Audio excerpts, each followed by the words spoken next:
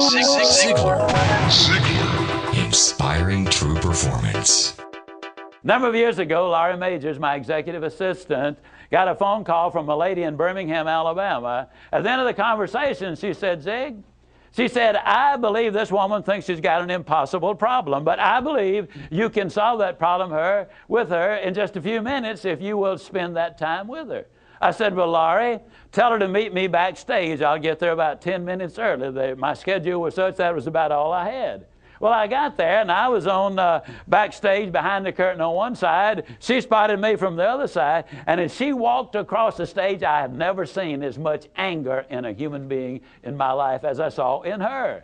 She almost started crying when she saw me. She said, oh, I'm just so glad to see you. I got this horrible job. I hate it. I hate everything about it. I hate everybody down there. I mean, you talking about negative nails, she was it. She said, can you help me? Now, understand, I've only got about 10 minutes. So I looked at her, and one thing I have learned, I don't do counseling, but I talk with a lot of people who do, in psychology, psychiatry, and the ministry. And they tell me that everybody who comes to you with a problem are not necessarily looking for a solution. I couldn't understand that for a long time. Why do they bring you a problem if they don't want to solve it? Well, I can tell you why. They want to tell you about it, you about it, you about it, you about it, and you about it. And if you foul up the deal and solve the problem, they can't tell you again, you again. They want the attention that goes with the problem, and every company just about it has that kind of an individual. They want the attention that goes with griping and complaining. Well, I looked at the lady, and it wasn't unkindly, but firmly I said to her, yes, and you know, ma'am, I'm afraid your problem is about to get worse. She said, what do you mean? I said, I believe they're going to fire you. She was stunned. I couldn't have stunned her more if I'd hit her in the face with a bucket of ice water. She said, fire me? Why on earth would they fire me? The inflection in her voice clearly said, they're the bad guys, I'm the good guy. Why don't they fire them and keep me? Have you ever noticed that people who are the problem never recognize that they are? They're in complete denial. They think denial is just a river in Egypt. Why would they fire me? I said, ma'am, I don't believe there's a company in America big enough to contain this much poison in one small spot. Have you ever noticed that when somebody is about to lose something they've been complaining about, whether it's a car, a home, a mate, a job, or whatever, when all of a sudden it appears they're going to lose them, it takes on brand new value. She looked at me and said, well, what can I do? I said, do you really want to know? She said, yes, I do. That's the reason I came to see you. I came looking for help, but you sure haven't been any help so far. I said, well, ma'am, I've got an idea, and I will absolutely guarantee you it positively, definitely, absolutely will work if you will just do it. She said, I'll try anything within reason. I said, okay, when you get home tonight, all of your household tasks are complete. It's bedtime. Get off in a room right by yourself. Get a sheet of paper out, and at the top of it write, I like my job because. She interrupted me. She said, that'll be easy. I don't like nothing about that job. Don't like nothing about those people down there. And I said, well, just as a matter of curiosity, do you work there for benevolent reasons, or do they pay you for working there? She said, well, I got to confess, they pay me. And I said, and you don't like to be paid? Oh, she said, yes, I do. I said, okay, tell you what you do. Open your notebook right now. We'll start our list of the things you like about your job. They pay you for working there, and you do like it, don't you? She said, absolutely. But she just stood there. I said, no, open your notebook now, and we'll get busy on the list. She just stood there. I said, ma'am, let me tell you what my experience in life has been. I've discovered that in 100% of the cases, no exceptions, people who won't take step number one never take step number two. You see, she had come to me with an impossible dream. Her dream was that nice Mr. Ziglar was going to solve all of her problems, and she would live happily ever after. Well, folks, I got news for you. I can't solve her problems. I can't solve your problems. But I will give you some steps that I'll absolutely, definitely, and positively will work for you, as it worked eventually for her. I said, well, ma'am, let me tell you something. Unless you're willing to take step number one right now, it's been nice talking with you. She angrily opened her notebook. Before we got through, there were 22 things she liked about her job. Not only did they pay her for working there, they paid her above average.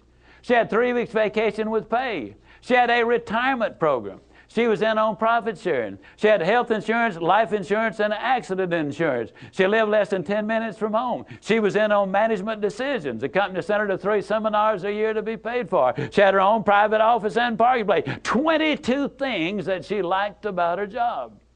Now I said, ma'am, when you get home tonight, everything is finished. Get off in a room right by yourself. Close the doors. Change one word from I like my job to I love my job. Get in front of that mirror. And folks, I cannot say this strongly enough, but I'm going to try. The eyes are the windows of the soul. Look yourself in the eye. And with excitement and enthusiasm, say, I love my job because they pay me for working there. I love my job because they pay me above average for working there. I love my job because I have a wonderful insurance program. I love my job before every one of the statements. You will sleep better that night. You see, there's something hidden in what I'm saying to you now. When she says, I like my job, she's really saying, I'm grateful for my job. And of all of the emotions we can have, according to Hans Selye, the #1 stress specialist in America, the healthiest of all human emotions is gratitude. I said, you go down that list. I like my job, I love my job rather. That is a way of gratitude. You'll sleep better the first night. Tomorrow morning when you get up, get back in front of the mirror just before you go to work. Get back in front of the mirror and repeat the process again with excitement and enthusiasm. I love my job because, and take the list with you. Because the reality is, you see, you will have started to change from a fault finder to a good finder. Some people do really find fault like there's a reward for it. They really do. Take the list with you, and you will be able to add to that list, absolutely guaranteed. Do this every morning and every night, and you will have an astonishing recovery from this advanced case of stinking thinking.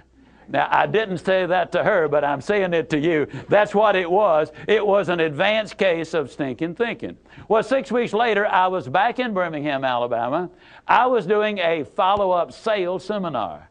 Now, the lady was not in sales, but she had been listening to my tapes. She had been listening to Automobile University, and she had discovered that everybody sells. Everybody who will ever hear this is in selling. Whether you're a school teacher, a civil service worker, a military personnel, an executive secretary, it doesn't make any difference. What you do, you sell every day of your life. There she was at the sales seminar, seated on the front row, grinning so wide she could have eaten a banana sideways. I'm telling you, you're talking about somebody that was excited. She was turned on. I said, well, how you doing? She grinned even more broadly and said, Mr. Ziglar, I'm doing wonderfully well. And thank you for asking. She said, you cannot believe how much those people down there have changed.